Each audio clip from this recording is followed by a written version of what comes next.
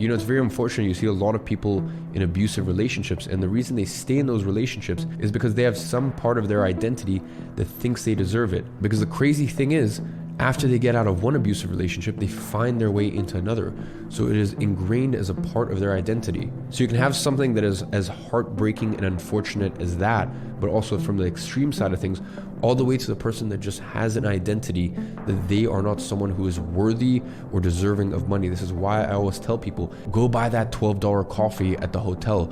Go into these affluent areas and just understand that these are normal people. They move differently, they talk differently, they carry themselves differently, but at the end of the day, these are just normal people. Now, the next one is that reputation can never be rebought, so act accordingly. In life, you need to understand that you will always have the opportunity to make more money, but your reputation is almost impossible to claw back. So the next time you think about fucking over some business partner or cutting someone out of a deal when you made a promise, or in general just making money from dirty means, understand that your reputation will live with you for the rest of time. Your reputation carries on because just like Chinese whispers, people will talk and talk and it will continue to permeate. So when you understand that your reputation is probably one of the most fragile things on earth, never ever put it at risk because it's very hard to rebuy. Now the next one, and this is something very important that very few people do, is ask the hard questions before you get into a working relationship with someone. To me, it's bizarre to see that people get into business partnerships without asking the difficult questions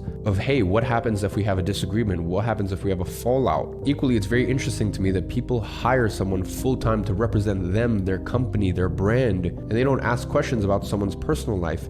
Someone's personal life is a very big testament to what they are like in a working professional setting. I can guarantee that if you go look at someone's car and it's full of trash and it's messy, that probably that reflects their quality of work and what they are like in the workplace. So just understand that it is much better to ask the awkward, uncomfortable, personal questions ahead of time and get it out of the way, because then you truly understand who you are going into business with and who you are working with.